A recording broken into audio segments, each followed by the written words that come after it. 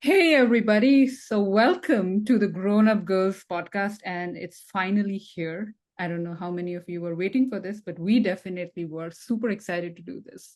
So, let me give you a little bit of background about this. Prachi and I got talking about this, that we should do something together, something vaguely about a year back. And then, about 6 months back, we came up with this idea that we should do a podcast together because we have really interesting conversation, self-proclaimed but interesting conversation at this point. We will ask you after a couple of episodes. This is just the first one.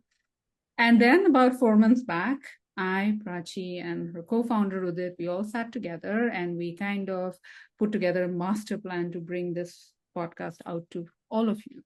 And we did nothing about it. For 4 months, we sat on it.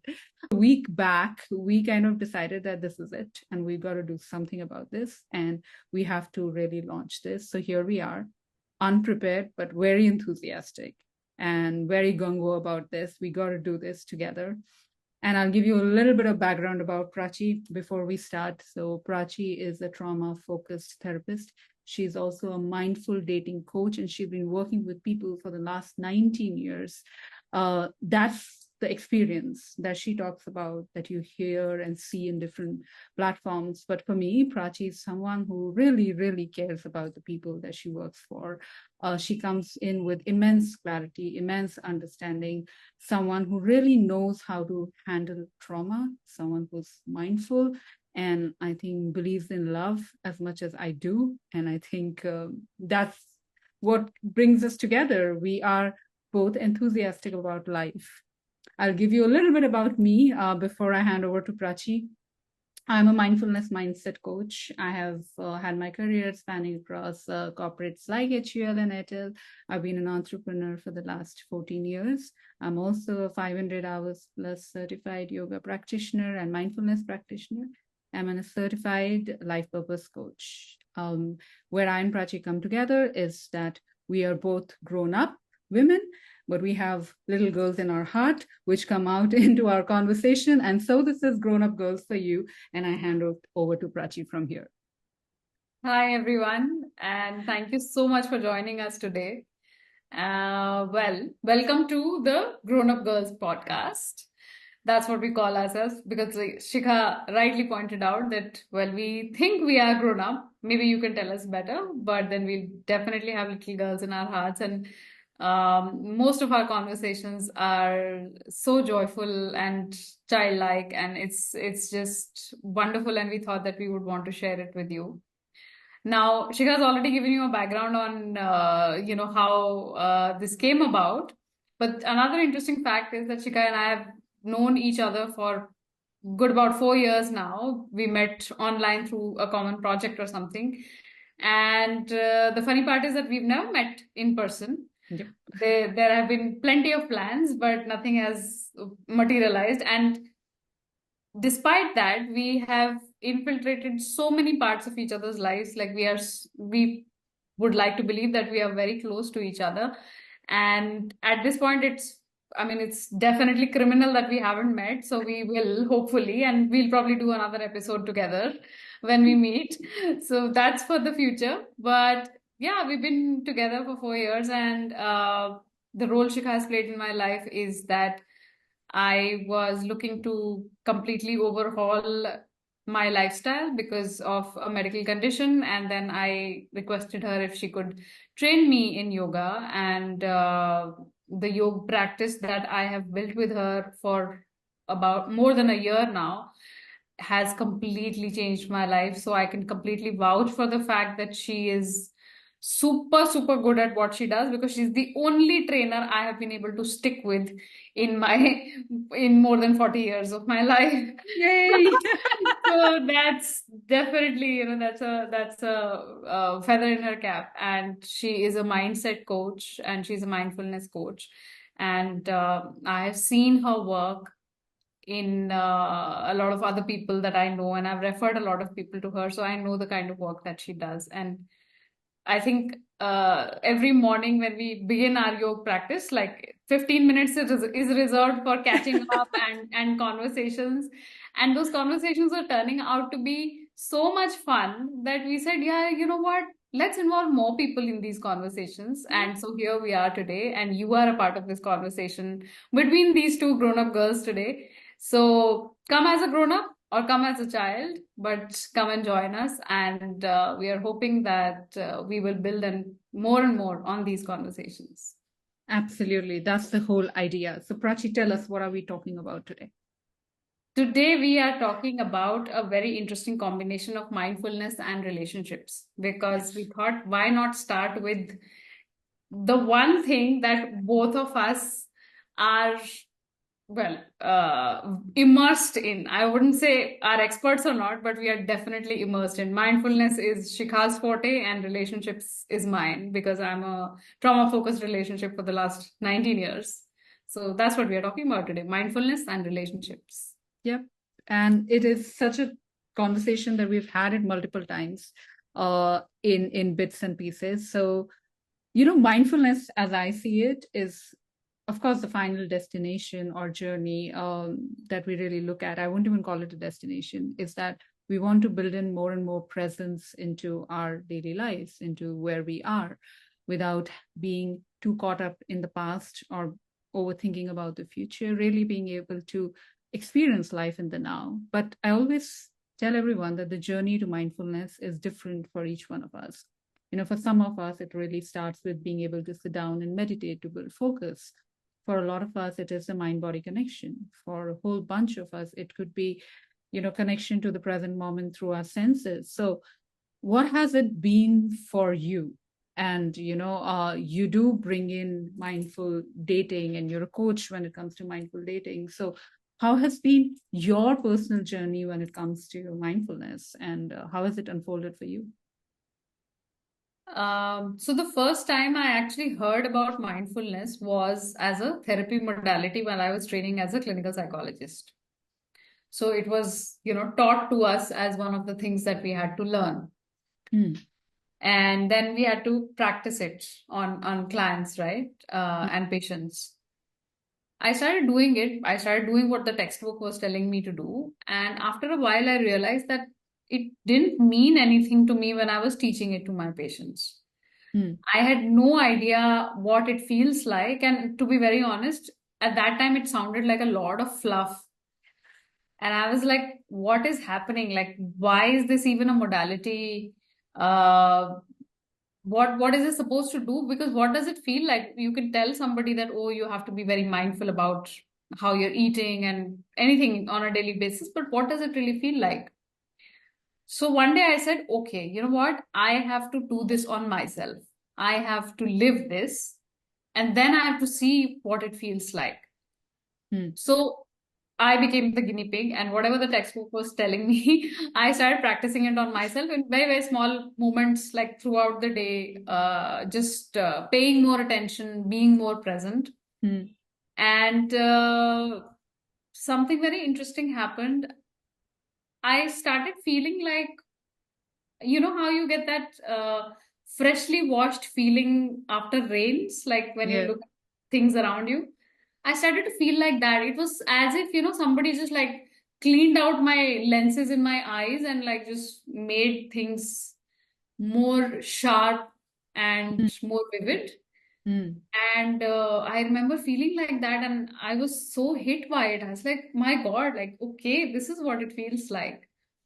So, and from there, I was like converted completely, and that became my turning point for mindfulness. And since then, obviously, it's become a way of life because this is also something I learned. I said, this is not something you can practice in like parts. This has Yeah. to be you. It has to Yeah. be part of your life. Yeah. And since then, I just try to be very, very present in my moments. And I, when I'm struggling or like I'm generally like very frazzled or whatever, I just ask myself, am I here or am I in the past or in the future? Yeah. And now I also know that mindfulness or being mindful also means being conscious and not being on autopilot. Yeah. So my choices have to be well thought, uh, and the actions have to be very present rather than impulsive urges. Yeah. Beautiful. I think that's so interesting because And you're right when you say that, we think about we think it's a lot of fluff. It happens with a whole lot of people. There's so much that's been spoken about it, and so many ways in which it's been sort of thrust upon us that Mhm. we've almost come to believe that it's for some and it's not for everyone, Mhm. right? Like only some get to practice and experience it and others don't. And Mhm. I think a very important part of mindfulness is non-judgment at the very base of it. So the moment somebody tells you, oh, you can't do this, means that you're bringing in judgment. That means you yourself are also not practicing it, right? It's a journey that we all undertake. Absolutely. And I And I, think this yeah. is also probably because a lot of people confuse mindfulness and meditation, Yeah. And they're two right? different things. Like, Yeah, you become mindful and maybe then you meditate, but maybe you never do exactly. meditate conventionally, like sitting down with your eyes closed. Maybe it's never happens for you and it's never going to happen for you Yeah. because of XYZ, many things that, that could come up. You could do a guided one, you could do a body and breath one. But Mm.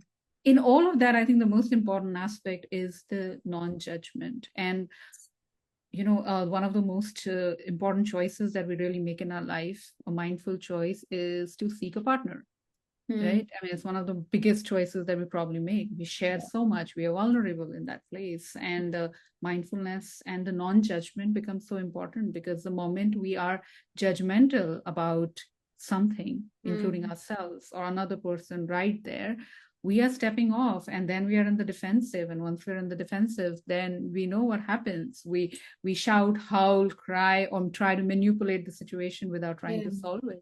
So this is the power of dating. So where we assume that there's a partner and we are doing this, we are trying to be mindful. But do you really see that mindfulness as something that happens even before we start dating? Because I really do believe that mindfulness starts from inside out. Mm. What do you think when it comes to relationships and dating, and how does that work there?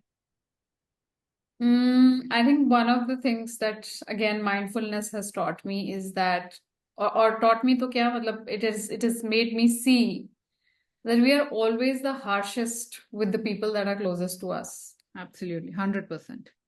All our kindness and courtesy is reserved for other people. Mm, We want our loved ones to accept us at our worst, but do we ever ask ourselves if we are also offering them our best? yeah. Or the best is just going outside and they are only being served the worst leftovers. Mm, So, the first thing that comes to mind when you think about being mindful with your partner is also that uh, are you are you giving them your best or are you only giving them your worst? mm, Because I think obviously I understand that as a human it's very natural to want your partner to absolutely love you unconditionally at your worst. mm, But what I see is that they only get the worst. yeah. That is the best. Mm, Because the best is already exhausted outside. So yeah. when the worst is left, you bring it home to your partner and then you just, let it out. Mm, So that's where it starts. And as a mindful dating coach and as a relationship therapist, my emphasis all the time, and like you rightly said, inside out. So my emphasis all the time is look at the deepest parts within yourself first. mm, When it comes to love, we are constantly looking for what we want them to provide. yeah. We never think about what kind of partner we want to be or are being. Mm, Even as conditioning, we are always like told to focus on what our partner will bring to our lives. We are yeah. never questioned on what we will bring to their lives. Absolutely. Yeah. And I think we all think that we are a great catch by default. Yeah, yeah, absolutely. Nothing, no Everybody one else better needs than to me. be judged, but I am a great catch. I'm a great catch. Right? Absolutely. Humility is a huge part of this mindful process. Yeah.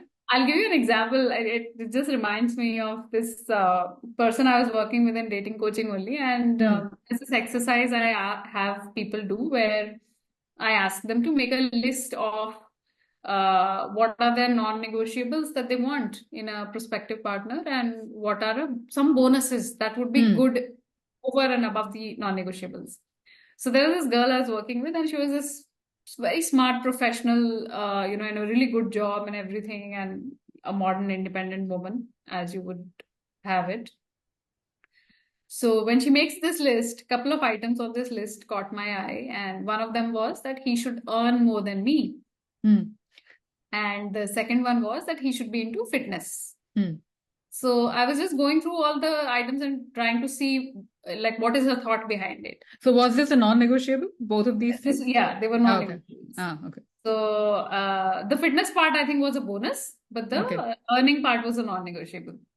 So I asked her, I said, what is the thought behind this? So she said that, well, the kind of lifestyle that I imagine for myself would not be possible on if he also had a salary equivalent to mine. So Mm. if he has a higher salary than mine, then we can afford this lifestyle. And I was like, girl, like, okay, it's so strange that you're not thinking that I want this lifestyle and I should get myself to Grow. build to a place where I can build it. Yeah. Like, Yeah. how are you thinking that this person will come into my life and he will bring the extra funding and then Investor. we are going to build this?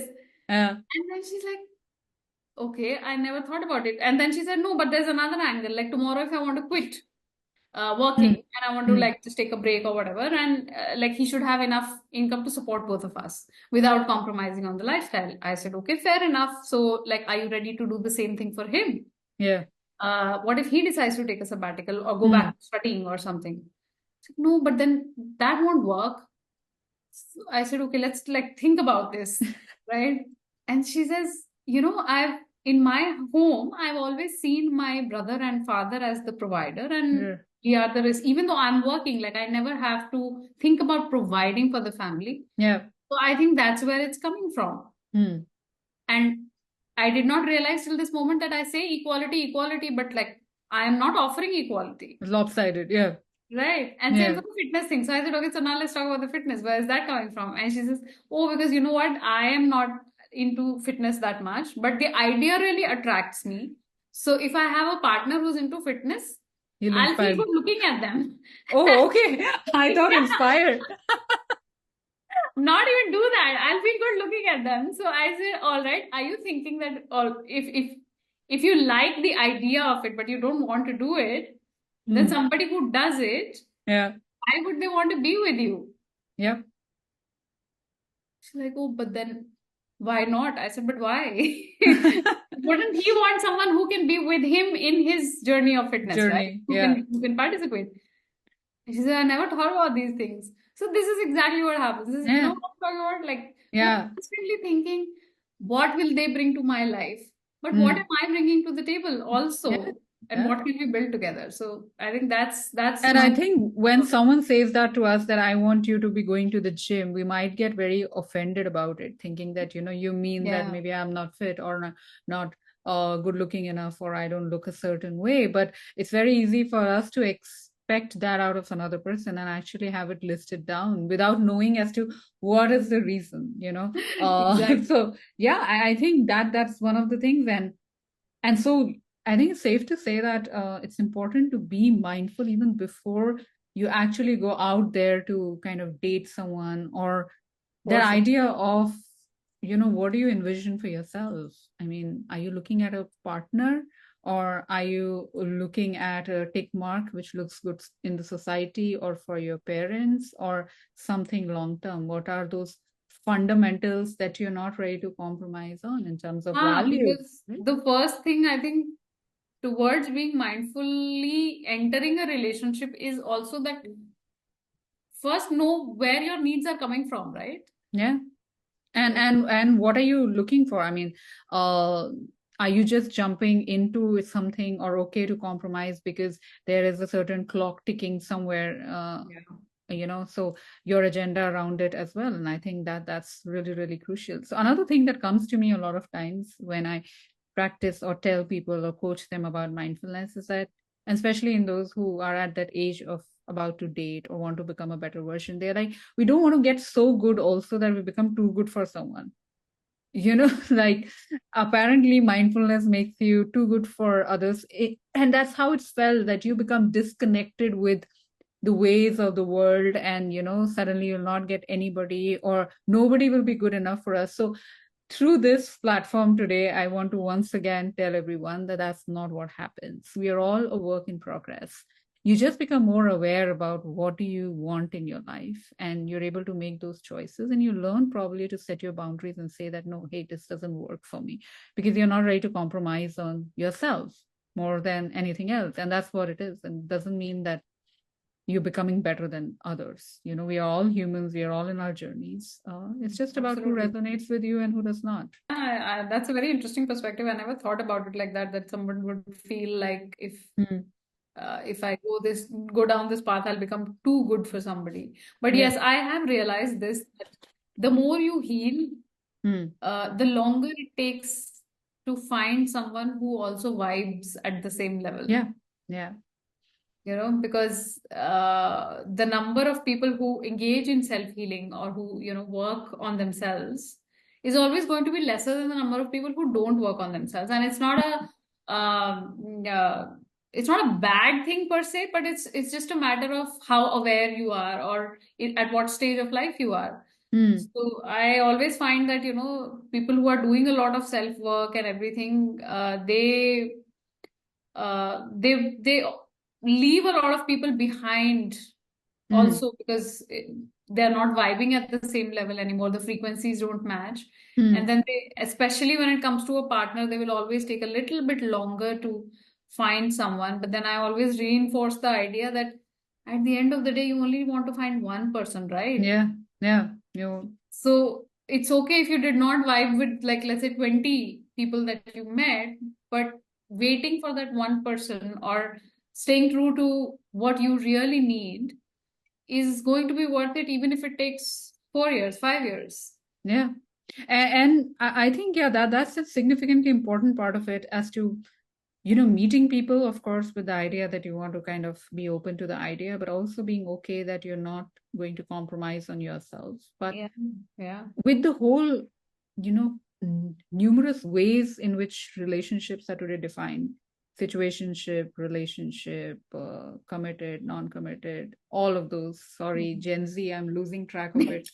Pardon my age. I am not reviving on that, but that makes it hard. And then to really know what you want and be able to stand by it. But there's another thing that I see, which is the red flags. Okay, there's Yeah. so much that's talked about red flag. You open Instagram and all you see is red You flags. you can't talk about relationships now without talking about the red Red flag. flags. Yeah. And so a lot of times I see people getting into dating someone and then saying that, oh, it's so hard because all I see is red flags, right? Yeah. So as a relationship coach, what do you think is really the time when you start paying attention to the red flags, or are there different kinds of red flags, or do you go in to find the red flags? Because that's the mentality which is really cropping up nowadays. How many red flags can I find in date number one? Right. So that, and I always think that in date number one everybody is kind of a little off, and Yeah. we're all struggling there. So give us a little perspective on that. To answer it in one sentence, that when you should be start looking for red flags, well, this has to be your default setting. There is no Hmm. time to start it. Hmm. It has to be like on all the time. Hmm. But that does not mean that you start with mistrust. Yeah, It very means important. Hmm. that you have to fine tune your inner voice so much that you know how to listen to it. And it comes back to what you were just saying about boundaries, right? A few Hmm. minutes ago. Because, for example, the first time you feel disrespected on a date by somebody you've just met, don't brush it off as, oh, maybe he didn't mean it or she didn't mean it. Have the courage to talk about it, broach it, because it's a boundary for you. uh, Thanks to Bollywood and, a lot of romance literature, we are all conditioned to normalize a lot of toxic relationship behaviors Yeah. that will cause problems later. So your inner voice has to be very, very fine-tuned mindfully. Uh, it has to be well examined, and you have to know who you are to be able to convey to another person. Hmm. Um, for example, if you were raised in a toxic family or environment which taught you that love needs to be earned, Yeah. then you wouldn't see a red flag in a critical and disapproving partner.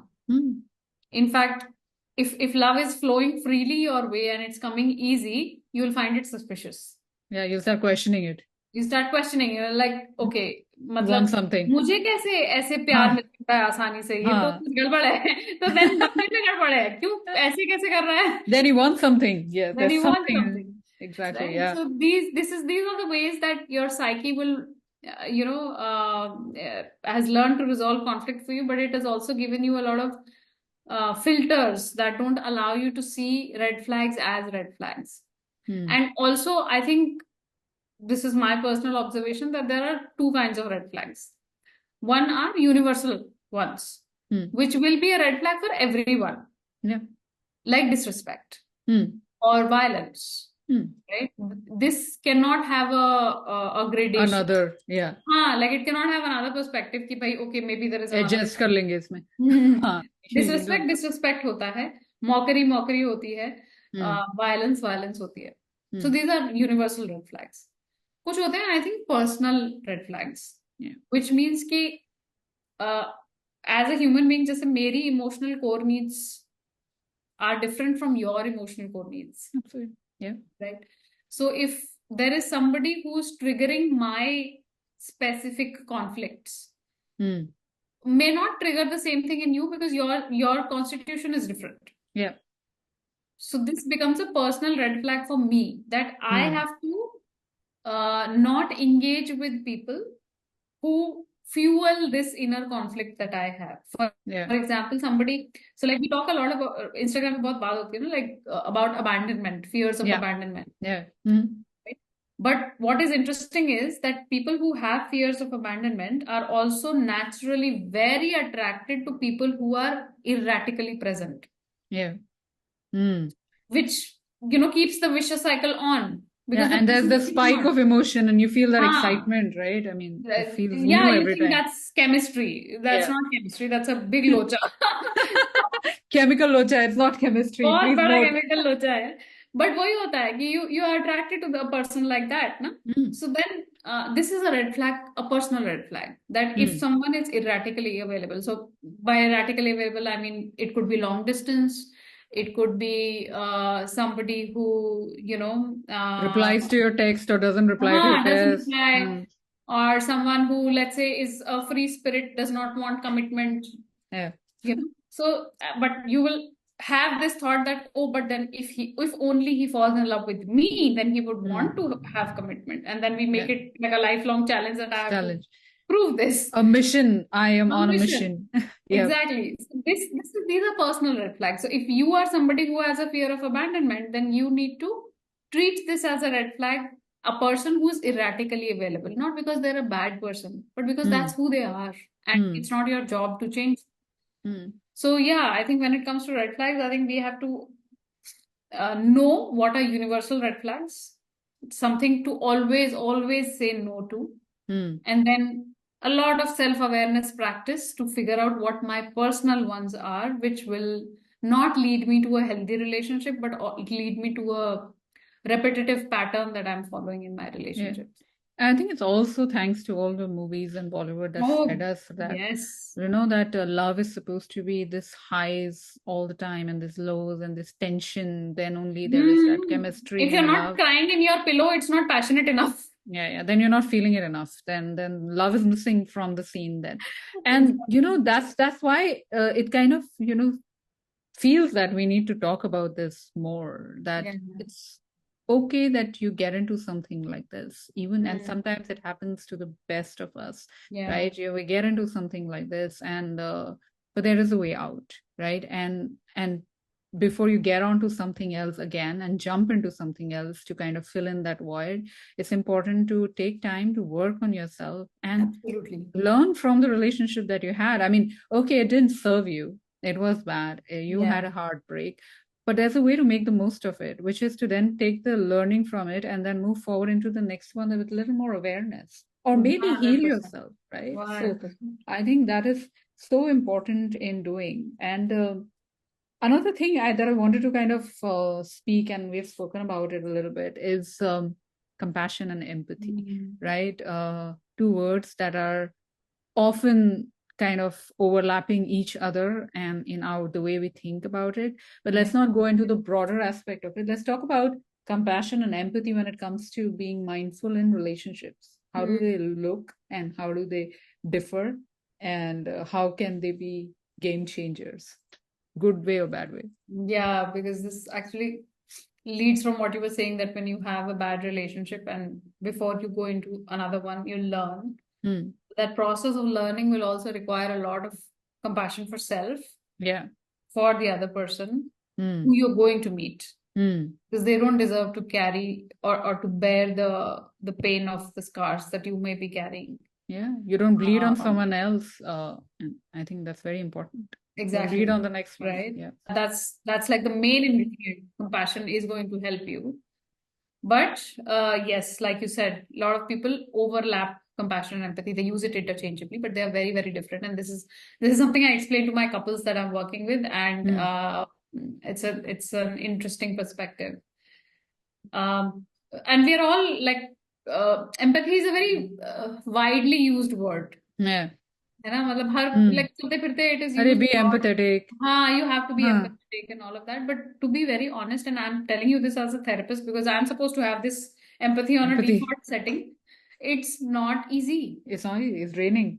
It's really not easy, and to it's okay to not have empathy all the time. Hmm. Because I'll tell you, I'll use a simple analogy. How do we describe empathy? We say it's the ability to step into another person's shoes and look at the world from their The perspective. vision. Hmm. What if the person doesn't want to give you their shoes? Yeah. What will you step in? Yeah. You know, and especially if it's a moment of conflict, let's say with Of- your partner, Yeah. you want to maintain the distance. You don't, it feels unfair almost. Why should I have to go and look at things from his perspective or her perspective, right? Hmm. I'm angry. I want to be treated fairly and I don't think it's fair. Why should I, look into their perspective? Hmm. So that's why empathy is very challenging, because you have to, it's like you're standing here, the other person is here. You have to traverse this distance, Hmm. get into their shoes, stand there for a while, and look at things. Hmm. It's not always available to you, and Yeah. that's okay. It doesn't Yeah. make you a bad person. It's not possible only to have empathy all And the time. yeah, and I think it's also, sorry, I'm cutting you, but it could also be extremely challenging if you're not a very strong person yourself, right? It's not easy for everyone to kind of practice empathy because Yeah.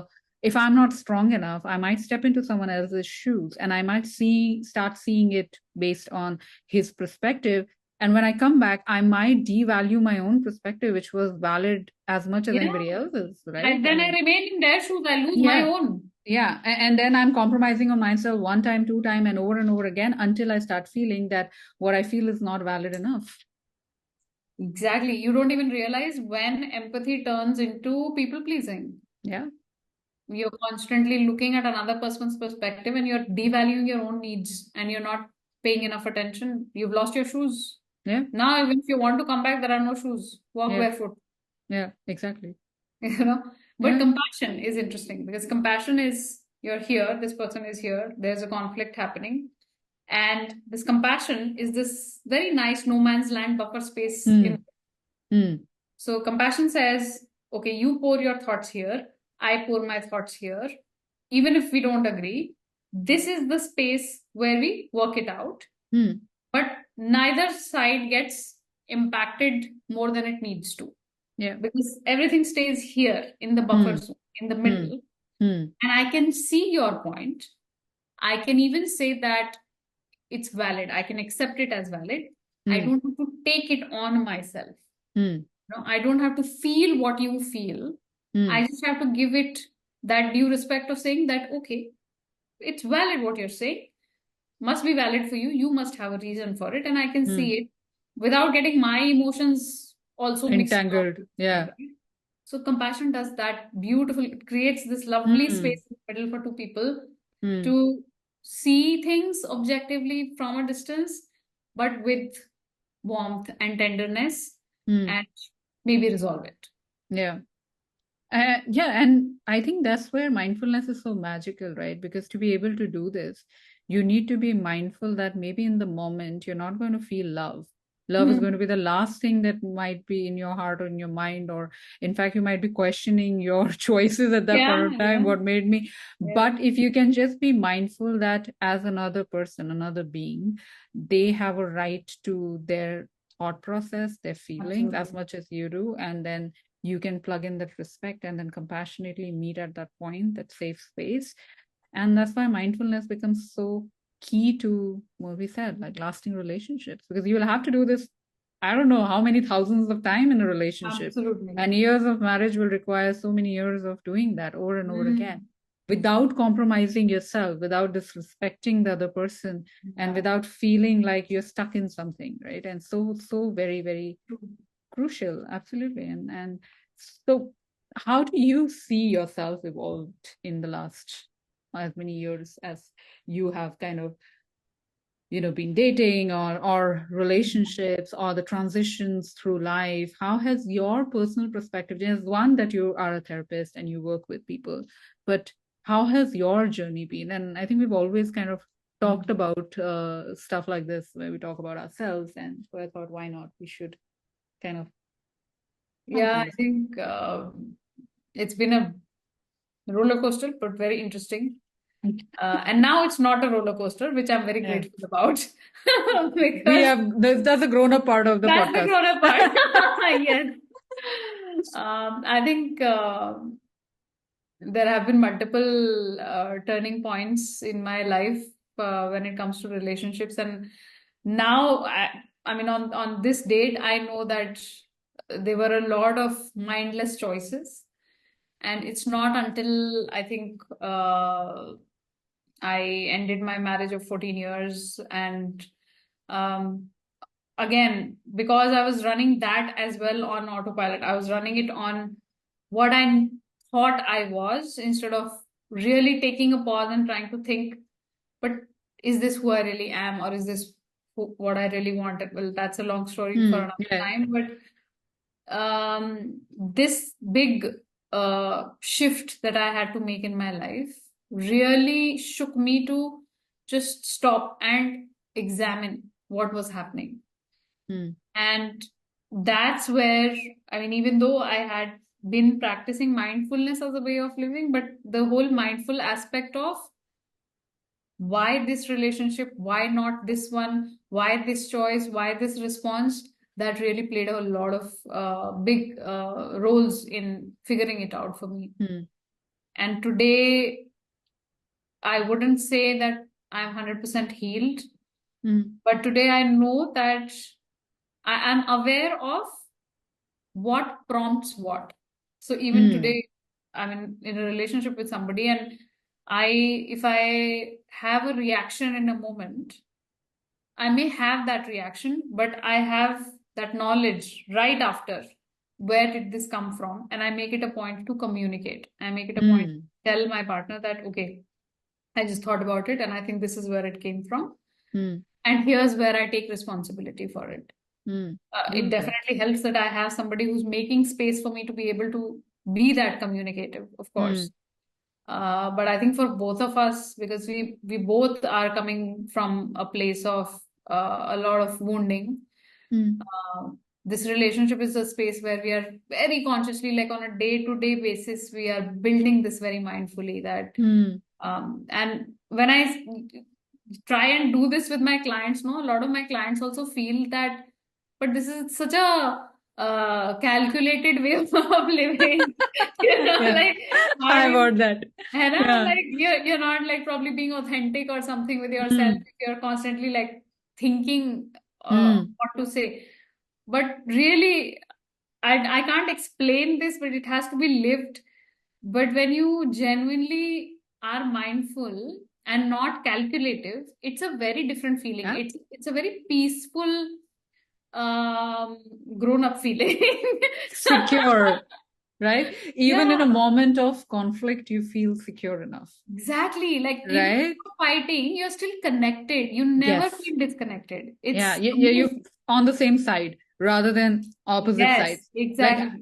even though you're fighting about your perspective and another person's perspective, and but at the end of the day, you're doing that to be together, or to find a place so you can go forward, right? Yeah, it's us Not to. against the problem rather than Yeah, him versus me, right? yeah, And yeah. it's a mind-blowing space to be in. It is. And I'm a lot of time questioned when I tell people about mindfulness and how you need to kind of look back and reflect. So then they're like, then how can you say we have to be in the flow? Hmm. So there's that conflict between the flow, which people believe the flow is all about just doing whatever you want to do, and just like Being do, zen all the time. yeah, yeah, all the time, or not even. And there's this gray area and zone where people think that it's about just doing whatever you want to do and just Yeah, being reckless, and because yeah. life one, all of those things. But that's not really what it is. Mindfulness is so different from that. It kind of, because we are living in a hyperstimulated world where everything is Hmm. catching our attention, including the amount of people who are there to catch our attention, right? Every time you open Instagram, you're going to see these good looking people who all Yeah. seem almost perfect, and it's so easy to kind of then compare your partner to that person, mindlessly thinking that, oh, it should be like this, but he should be having this car, or she should be looking like this and wearing like this Yeah. and Yeah. perfect all the time, that we go haywire. And that's where mindfulness come in the picture, that you become present, that you and your partner both are work in progress. And that's what keeps it interesting, right? You're not, if you were perfect, it would be really boring. Let's just accept it, right? I mean, who wants to be with a perfect person? Nobody. I mean, their Yeah, flaws make like them if you predict interesting. every little thing, then you might as well just create an AI Exactly. version of. Yeah. Yeah. But this makes me think of something, and I don't know if Huh. you encounter this. So I'm sure you somewhere convey the message that mindfulness is living in the moment, right? Yeah. Has someone ever asked you that? So then, if I'm living in the moment, why should I not just like do what is impulsively coming to me in the moment? How do Yeah. you differentiate that for people who you talk to? So in the moment is primarily being able to experience yourself in the moment. So even if it's impulsive, it doesn't mean that you never think about the future. It's Hmm. about, so before you really come in the moment, it's important to have a vision for yourself. Who do I want to become? Who do I want to be? Yeah. Okay, once you know this is what you want to be, then in the moment you are going to do things that align with that vision, right? If I Hmm. want to be someone who is present, if I want to be someone who's aware of their thoughts, in that moment also I'm going to be aware of my thoughts, because I'm constantly linked to that higher self of mine, which is Yeah. someone that I want to be. And without that, well, that's why people feel, so I always say that it's very important to know who you want to become. Okay, and that's the journey that you undertake. If you don't have a vision, then you don't know where are you moving towards, because every day is going to be a step towards that, and then every action that you take kind of aligns to that overall vision of you. Hmm. So you're saying that there's like an anchor that holds you, Yeah. which you're moving towards, Mm. and when you say be present in the moment or live in the moment, every moment is a journey towards that. Yeah, It's not. because it's teaching you something. If today, we are not saying that don't get triggered. We are not Yeah, saying that yeah, don't maybe abuse anyone ever. Don't get angry ever. No, none of that. But yeah. have that ability to be able to notice yourself without judging yourself as good or bad. Instead of focusing on, oh my God, such bad behavior today, I was crazy, I got so drunk or whatever, I Yeah. got so angry, and oh my God, I lost my zen and all of those things. Forget about that. Ask yourself, if you were getting drunk, or what was that moment that kind of led to that, or if you got angry, what led to that, what does this tell you about you? So Hmm. sense of curiosity is so important, and I think it's important in relationships as well.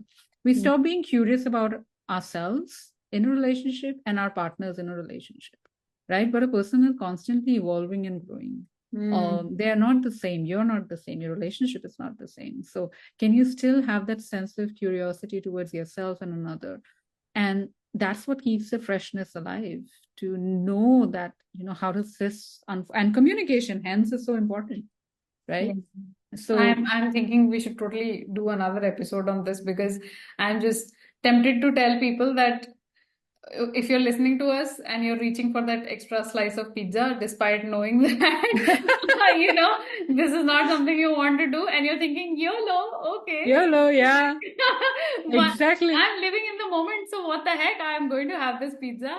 Yeah. That's not what being in the moment means, and I think we should talk about this Yeah, some yeah. We more. we must do another full episode on what does living Because in the I think this moment is feel something like. everybody struggles with. You know my journey, right? Like I have Yeah. also struggled with this whole Yeah. regulating my diet and all of that. And I think all of us have, right? I mean, we've all lived a certain way. And I have Yeah. lived a YOLO life where I was like, okay, yeah, do whatever you want to do, live however, party in the night all the time, and all of those things. To now, because there is something that I saw, some person that I wanted to become. I am not become that person. I and I know it's going to be a journey. Maybe I'll never become that person, but the joy is in the journey, and I see myself evolving every single day. And another thing, before we, I think, close for today, is this thing that comes to me oftentimes. If relationships is so much of work, I mean, what's really the point? Why is it so much of work? It's supposed to be fun and pleasure and all of those things. Why is it so much of work? Well, uh, your work is also work, right? Like when you go to Yeah. work every day, even people who are like people like us who are literally following our passion, who have made our work our calling. Hmm. Even for us, sometimes it may feel like Work. uh, work. Yeah, Yeah. exactly. But we do it. This reminds me of something I was talking about with one of my clients the other day, that there is a lot of conversation that happens around self-love nowadays. You are supposed to be self-sufficient. I should not need anyone. But the truth is that nobody is an island. Yeah. So while there is self-love, there is also relational love. And they cannot, be used interchangeably. Self-love is not needing anyone. Self-love is knowing that when I reach out to someone and my needs are not fulfilled, I don't shatter. Yeah. That's what it does. It Mm. doesn't make you this island that doesn't need anybody. Yeah. And relational love is what makes us human. Mm. It's what connects us to a larger consciousness. Yeah. It connects us to this feeling of belonging in this universe. It's honestly not a surprise that loneliness is the biggest Yeah, it uh, is. epidemic at this point, Yeah. because our devices and everything that is working these days, it's individualizing us and drawing us away from these relational Mm. aspects of life. So the point of relationships is to put in work where it gives you rewards. Yeah. So, yes, it is work. Every day you wake up and you choose the person that you're going to be with. The Mm. partner that you have has to be a conscious choice that, yes, today is another day. I'm choosing to build a life with this person and I'm choosing to put in the work. Mm. But that's because it brings you rewards. Yeah. Brings you rewards like nothing else can. The Mm. sense of being seen, being heard for who you are, being cherished for who you are, Yeah. having that sense of belongingness, that shoulder to cry on, that chest to lean on, Mm. that hug, at Absolutely. the end of a bad day, all of that. And I mean, I think these are rewards that everyone craves. Yeah. So if you want something good, it's not going to come to you because you want it. You have to work for Mm. it. Yeah. I guess that's the point. Yeah. And I think it's best created when you create it together, right? Yeah, Because yeah. then it's your space, it's your place, it's the world that you have created together and you put in, and that kind of brings you together. So instead of seeing it as something that is just work, I always tell people, see it as something that's going to bring you together. You're doing this like Yeah. with your hands, your mind, your heart, your cells. You're making this space for yourself, which you have a choice of making how you want it to be, right? Exactly, exactly. It's Yeah. it's it's bringing you closer to being a better version of yourself only. Yeah. If Yeah. done right, it's Yeah. absolutely doing that. So this is this is not even about the work that you're putting in for someone else. It's Yeah, at the end of the day for you. You deserve absolutely. it. Yes. And I think that's why you may call it work or you may call it creating. The Mm, choice is really yours. I mean, yeah. it's really is yours. Every day you go to your work, you're creating something, you're creating wealth and all of those things. So that perspective goes for everything.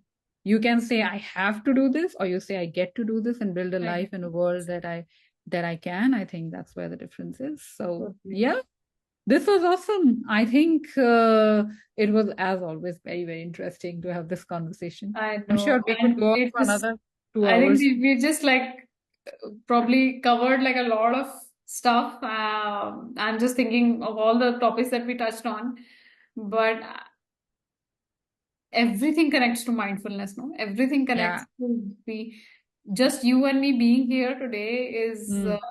A mindful choice. it's a mindful choice. Yeah, Yeah, we it made is. time, we made the effort, we did the work, Yeah. and we got together, and Yeah. that's where we are.